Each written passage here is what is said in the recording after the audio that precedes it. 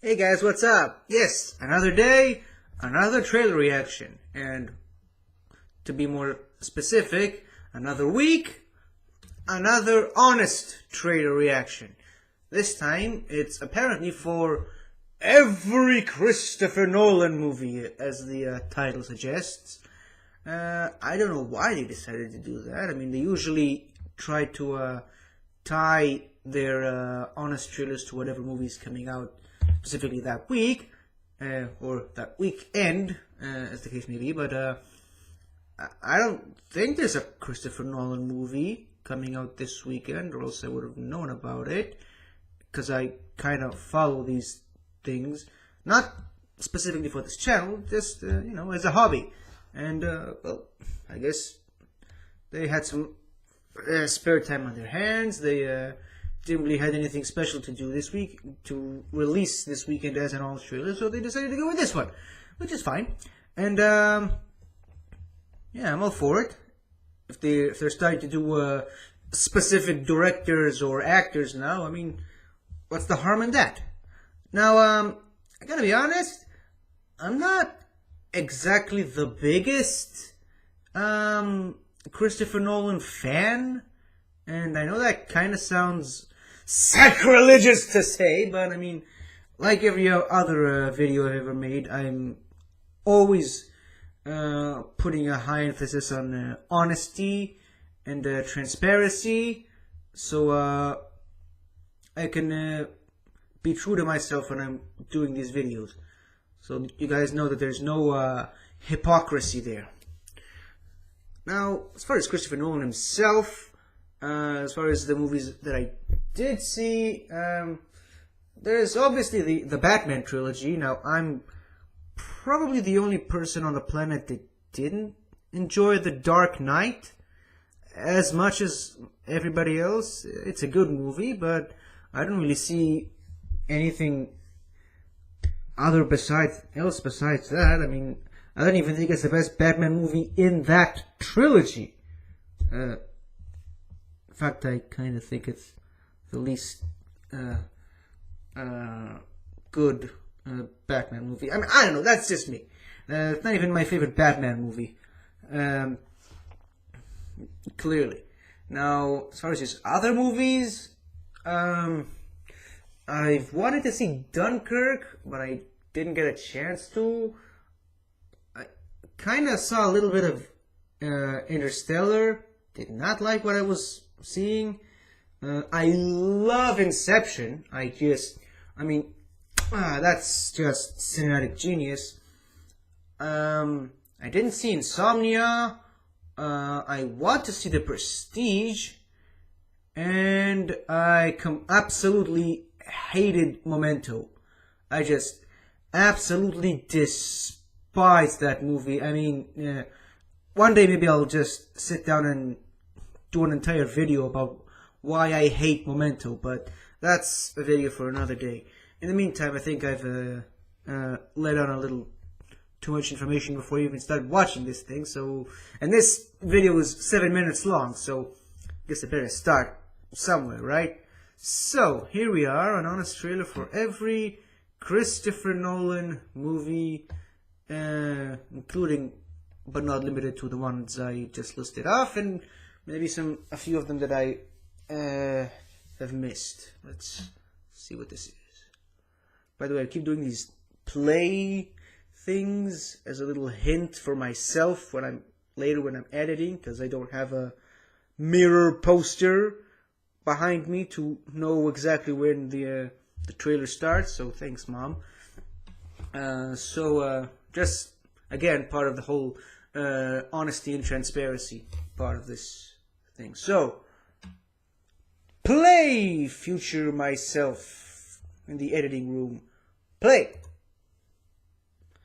Okay, hold on. Now. Because of your contributions to our Women in Film charity event, you've unlocked an honest trailer for every Christopher Nolan movie. Wow.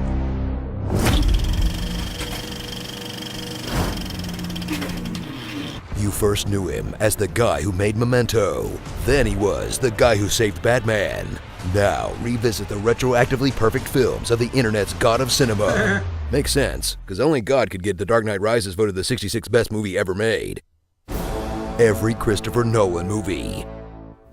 Suit up, very literally, with Christopher Nolan, a visionary director whose actual vision is red-green colorblind, which explains why so much of his work is tinted blue.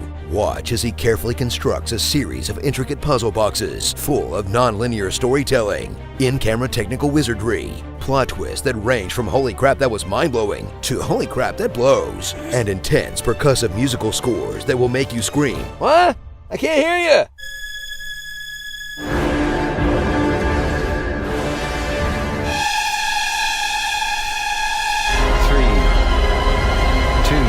This man is a genius! Sorry. Meet a Christopher Nolan protagonist. He's a well-dressed white dude with brushed back hair, kind of like Christopher Nolan. Follow this intense stoic man who's likely some kind of thief, criminal, or vigilante, but who still follows a strict code. Never follow the same person twice. Never show anyone. Never recreate places from your memory. Always imagine new places. I have one rule. And that's the rule you'll have to break. As he reckons with a tragedy in his past, whether it's the death of his wife, I remember my wife dying. the death of his wife, Once I had a wife. She was taken. the death of his wife, Don't bring your wife. Or the death, death of his wife, An assist to my wife's brain before she died instead of afterwards. the death of his wife. Oh, Or, when Nolan really wants to shake things up, the death Of of his his parents. girlfriend. That's a lot of dead wives. What could it all mean? The other fascinating thing about you is that you work with your lovely wife, Emma. Experience 10 masterfully crafted films that are as cold and remote as the icy tundras they feature, where human emotions aren't so much felt as reasoned about. I think positive emotion trumps negative emotion every time. Love has meaning. Yes, social utility, social bonding, child rearing. We love people who have died. Where's the social utility in that? And where time is just a toy to be played with, whether the story's told out of order, backwards and forwards simultaneously, through an interlocking series of flashbacks, in 3 separate levels of a dream where time moves at different speeds, in space where time is relative, or in World War II where time is just sort of mashed up to make things more suspenseful. And if you think it's all too complicated, I'll let Nolan break it down on a level you babies can understand. That's basically the end of the movie. This stuff is the black and white stuff, and this is running backwards. What we do is we cut between the two. Scene there, scene there, scene there, scene there. You have flashbacks to a different timeline, some of which is color, some of which is black and white. The end of the film being sort of there. And those are the ones that relate to a parallel story. See? Couldn't be simpler. So if you love cinema and enjoy being wowed by a true auteur, cheer for a man who is rightfully considered one of our greatest modern directors, whose sharp cinematic eye, incredibly talented pool of actors, and obsessive dedication to the craft of filmmaking have given birth to a rabid fan following that will ignore all the nice things we just said and focus on the jokey nitpicks, which will be taken 100% seriously. You know I hate comedians. He's one of the best filmmakers working today, okay? Is that not enough? Why so serious? Starring women who are secretly evil, Christian Bale in a miserable prison, tan suits, snowy layers, rich guys buying things, I'm buying this hotel, Company went public a week ago. and I bought most of the shares. I bought the airline. So let's put a couple tables together. I'm not sure that they'll let us. Oh, they should. I own the place. clunky exposition, Where is it? A clean slate?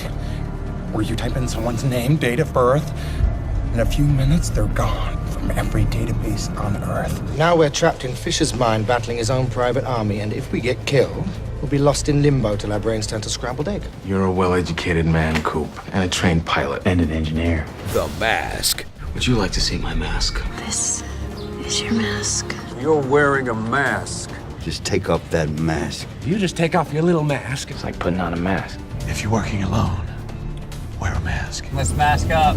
No one cared who I was till I put on the mask. what? Okay.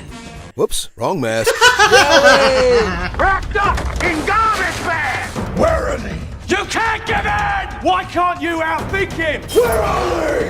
Where's the trigger? Rachel! Rachel! Oh, look at me! Drowning.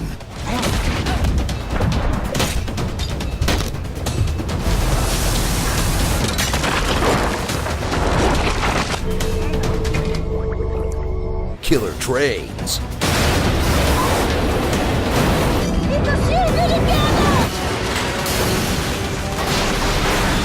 And a very emotional Michael Caine. Fallon. What have you done? Forgive me, Beth. I lied to you. And it also means losing someone that I have cared for since I first heard his cries echo through this house. I failed you. You trusted me. And I failed you. Every Christopher Nolan movie.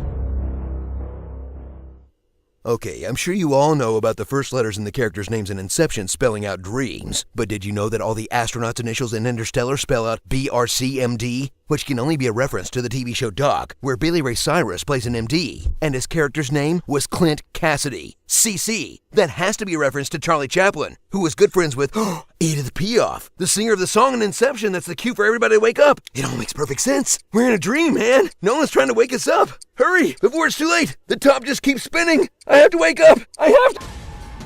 Pickles, Okay. why you be eating at my foot feeds? Pork chop sandwiches. My Little Pony is the best movie in all of history, even better than The Dark Knight. I have a not-so-okay feeling about this. Quarrel. Okay, so yeah, that was pretty long. I mean, it's a lot of stuff to get through. I'm sure the producers of this thing had taken this into consideration. So yeah, that was the thing. Tell me in the comments below what you think of this thing, if you have any feelings at all. Do you think we're all just living in a dream that someone made up? I don't know. I'm just looking for things to say. No funny way to close this video. Deal with it.